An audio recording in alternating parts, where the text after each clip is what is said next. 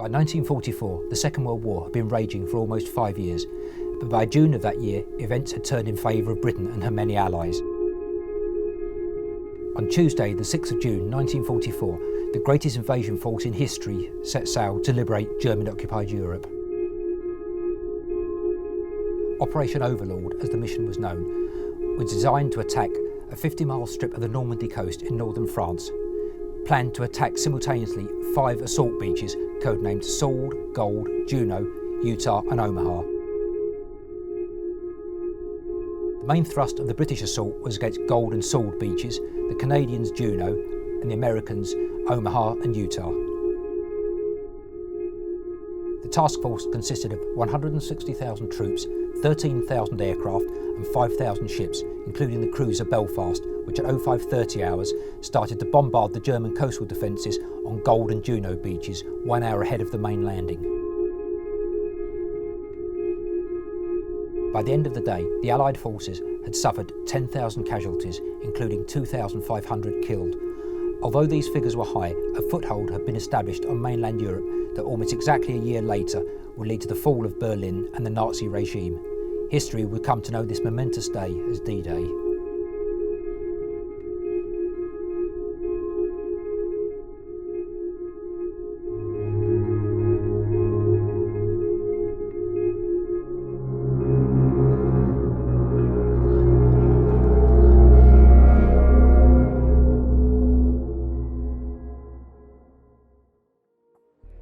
Hello, I'm Jamie Warren, reporting for Barking Dagenham College from HMS Belfast, a vessel that was used in the historic D-Day landings. Let's take a look at what's coming up in this very special report. We explore more of HMS Belfast. Florentina interviews war veteran Victor MacKenzie.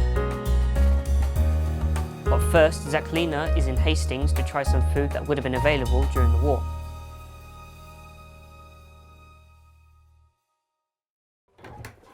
This year doesn't just mark 70 years since D-Day, but it's also the 100th anniversary of the First World War. I'm here at Tutti Frutti's Cafe in Hastings. Let's take a look inside.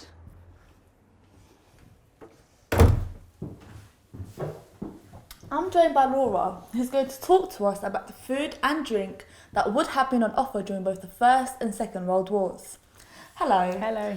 Right, let's get started. Let's start with the rock cakes then. Great. So these would have been made with very little ingredients and had sultanas in them to sort of sweeten it up because sugar was rationed, so there wasn't very much sugar about. And they probably would have been had around afternoon tea. They are tasty, really tasty. I can taste the sugar, but I think it's mostly from the raisins because bringing out a lot of taste. That's it, yeah. Yeah, it's beautiful. We've got some bovril for you to try. Okay. And it's basically a meat extract. I can taste gravy. It tastes a lot like gravy, but it's sweet. A bit sweeter than gravy, but it's lovely. Yeah, it's great.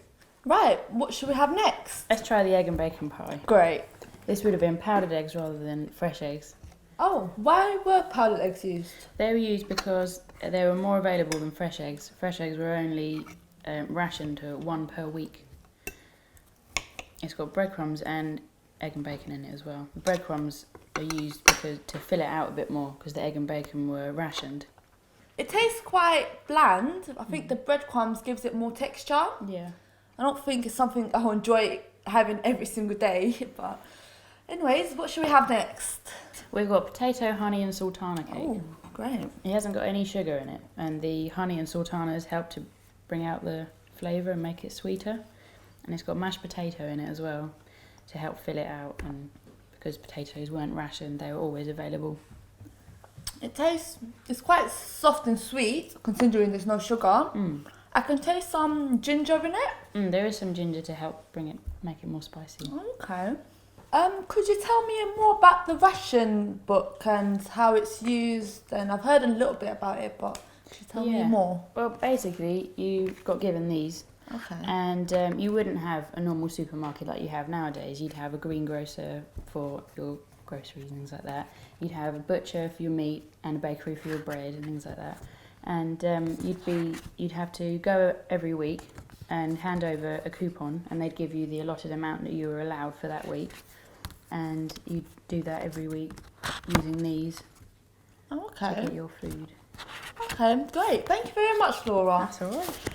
If you would like to try making any of the recipes we've tried here today, you can download the recipe book from the description box below. Still to come, we have our exclusive interview with our D-Day veteran. But first, back to Jamie, who's still on board HMS Belfast. Now as you can see him here on the bridge, this is where the captain would have worked, delivering orders to his team in order to maintain control. Let's take a look around the rest of the ship.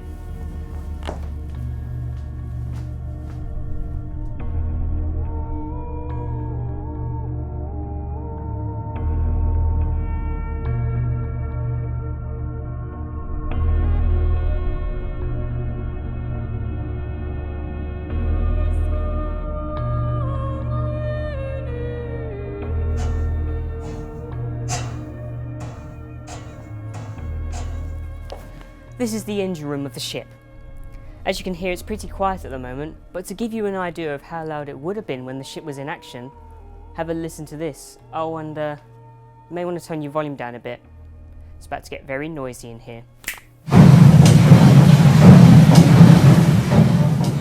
Welcome to the mess. This is where the crew, or at least some of the crew, would have slept.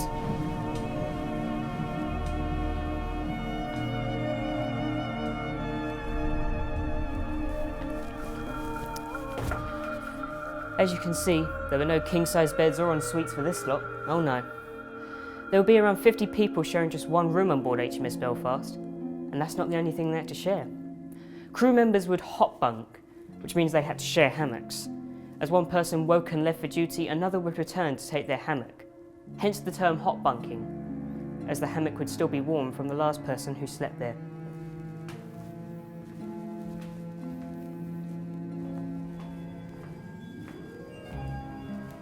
So that's a brief tour of this D-Day cruiser. It's hard to imagine what life must have been like back then. Time now for us to hand over to Florentina, who went to interview war veteran Vic MacKenzie. On the 8th of June 1944, Private Vic MacKenzie, a driver with the Royal Army Service Corps, arrived on Gold Beach, Normandy, attached to the 7th Armoured Division. 70 years on, and now aged 90, he's been kind enough to invite us to his home to talk to us about his role in the war. What was your role during the war? What kind of things did you have to do? Well, from the time we landed, I was in transportation of ammunition, basically. I was supplying, in fact, I landed with a truckload of ammunition on Normandy beaches. And I was in ammunition supply all the rest of the time, really, not much else. And we were driving whenever we were asked to. It was 5 hours a day or 25 hours a day, if it was possible, very well. And I was supplying the forward area, what we call the forward area. You didn't have front lines in those days, but the forward area, we called it. And I was supplying our infantry, or the guns, anti-tank guns, or the tanks themselves, you see. So I sort of participated in whatever action was going on at the time. So I didn't land on D-Day, I landed on 2 days afterwards, in fact, really. So we were offshore on D-Day. It's all a bit complicated, but there were thousands of ships out there and all needed sorting out. And to land a whole division, 7th Armoured Division, was about 25,000 men. It takes time. So we were being offloaded hour by hour, day by day. So by the time I got into the action, so to speak, the war was 2 days old, sort of thing. But after then, everything just rolled on, and it was just one battle after another, of course, all the way to the end of the war. Being stationed in Normandy, what were the conditions like? Well, the first thing was, when did you get fed and watered, you know? So we had to wait for supplies, and supplies weren't always forthcoming. Remember, you know, it's a war zone, it's everything in chaos. Supplies are being landed, whether it be war material or the food and water sort of thing. And so you had to rely upon supplies all the time coming in, whether it be water, food. Water was certainly at a premium anyway. Fuel was by pipeline under the ocean. You probably know about that, basically. Fuel was being supplied by pipeline all the way from Britain, basically. So we're dependent upon being on the backup all the time, basically. Otherwise the war didn't go ahead, whether it be war material, whether it be we being fed and watered, you see. But There's no such thing as resting any time. You follow whatever the war does. And there was certainly some days when it's bright and sunny like today, for example, and there wasn't much going on. But there was always aerial activity all the time, all day, every day. And when I landed under the blast of warships, like the battleships and so on. There's huge salvos of shells were going over our heads, and when that stopped, then the aircraft would come in at rooftop height. You see the bombers and so on. So it was noise, and there we are. It's the general chaotic views. Because what we met everywhere we went was destruction, you see, so villages and towns being destroyed, which we helped to do, of course, unfortunately. What would you say the atmosphere was like between you and your peers?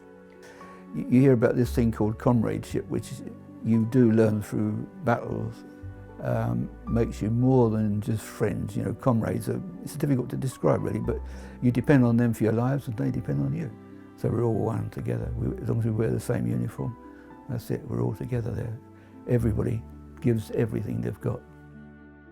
Were you able to keep in touch with your family or friends back home? No, only by mail, which was very spasmodic. I mean, if I wrote a letter, it may get there in a fortnight or not, I don't know. But so every now and again the mail did get to it. The big problem with that, as with all the other supplies, was finding out where you were.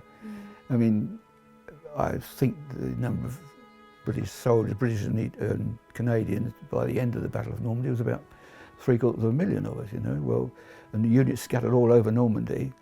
Well, if Mum and Dad write to you kind of thing, well, where do they find you? So I'd sometimes go a month without a letter maybe, which had been written a month before, you know. It may have arrived in Normandy within days, well, it would have done, but reaching us was the problem. And when we contacted home, everything we wrote was censored. You have little cards to fill in. I am wounded, I am not wounded, I'm well, I'm not well, you know, that kind of thing. That's all. If we wrote letters, then as my girlfriend, who was still back in Britain, would say, all I received was your name and address, and that's about it. The rest was censored. You mustn't have any information which may be of interest to an enemy, you see. So you can't write about the war, you won't do that. Just your health near enough. I am well, I'm being well fed, or I'm not. You could say every day was a strange event of some kinds. I mean, there were lots of very strange events. For example, people, civilian population, sometimes used the war to settle old scores, and of course you come across atrocities from time to time, things that have been done. I mean, some of it is quite bizarre. I don't know whether you want me to go in detail or not on horror stories, but there you are, it's one of those things. In fact, on one occasion, for example, we were on a patrol and we'd taken a small, my particular company was with the armour, and we'd taken a small village and with some outlying farm buildings, and we burst into one house, and on the table in the kitchen there was a lady who had been murdered, basically. Her head had been bashed in, you see. The Germans were some distance away, so we assumed there's some kind of local murder had taken place. You stumble across these things. Probably got away with it because it was attributed to the war or something to do with the Germans, I don't know, but you get things like that. How would you keep your spirits up? We didn't have much booze, believe it or not, true, unless we happened to find a brewery that had been bombed or something. But these things did happen because, I mean, shops and things have been blown apart and there was stuff scattered all over the road. But we just used to be in a normal comradeship, really, laughing and joking and smoking. Everybody smoked in those days. Didn't have any music, no music centres, nothing like that around, of course. So we'd simply, around perhaps a fire at night, maybe we'd burst into song, you know, the old wartime song, Vera Lynn and all that stuff, you see, so there we are.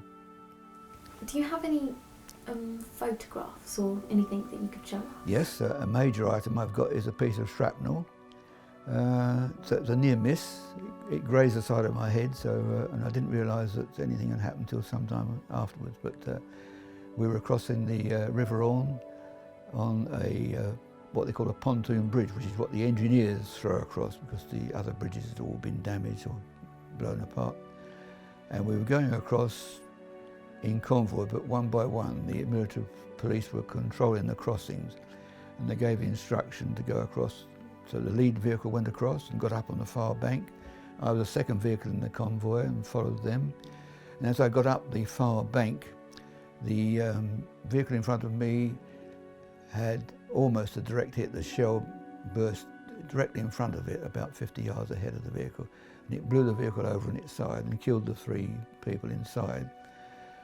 My vehicle was showered in shrapnel, and a piece whizzed past my head and stuck in the rifle rack at the back of my head, a wooden rifle rack.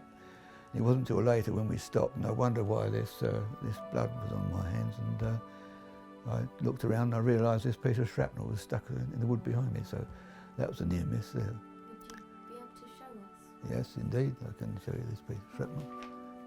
There we are.